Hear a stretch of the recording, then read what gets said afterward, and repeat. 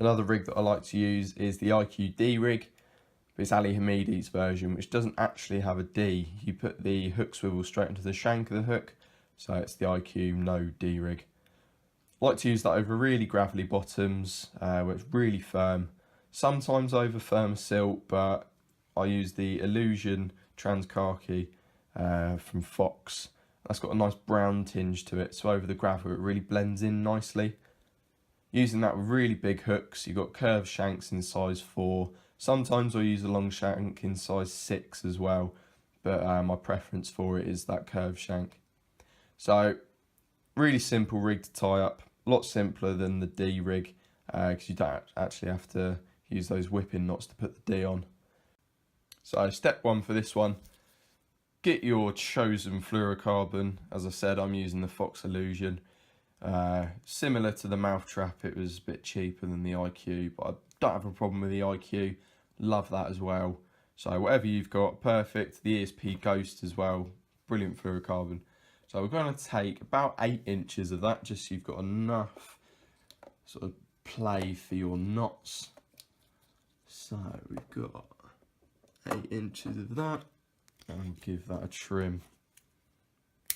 Put that to the side now, we don't need that fluorocarbon. So, get your chosen hook. As I said, I prefer the curved shank, so I'm just going to tie it up with the curved shank today. From the front of the hook, so where the point is, pass the tag end through. And you don't need much of a tag end because you're going to trap it under the knot. So try and just go maybe a centimetre through, just so it's sat in there. And then with one finger, just hold it in place. Now with your other hand, you're going to just whip around, knotless knot style. I go 7 times.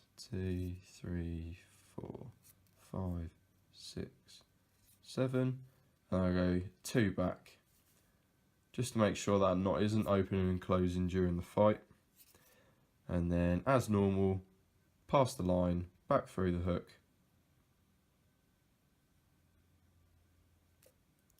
Give it a wet. And using a puller tool, I'm just going to use my scissors for this. Just give that a nice pull down, and that knot will bed in. And you want to just trim that tag end that forms. So, roll it round so it's up on the top of the hook. Bend it back so it's sat away from the knot. You're not going to cut the knot. And then just give that trim. Still a little bit there, so I'll give that another little trim. There we go.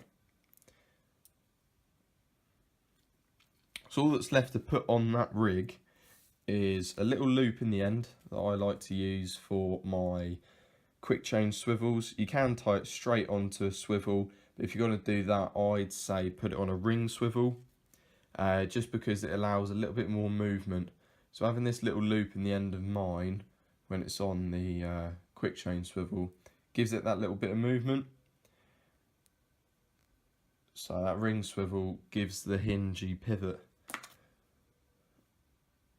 So if you're doing that, that's what I'd recommend.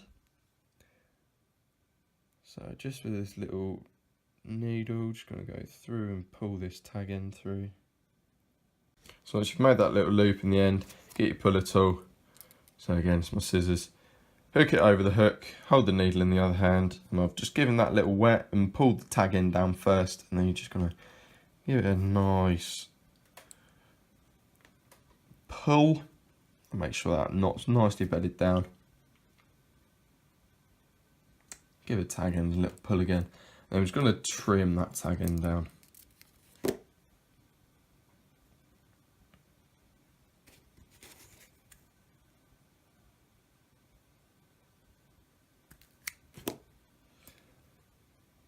And then personally, I like to put a little bit of silicone just over that loop, so it sits over the quick chain swivel, just so it doesn't sort of pull out during the fight.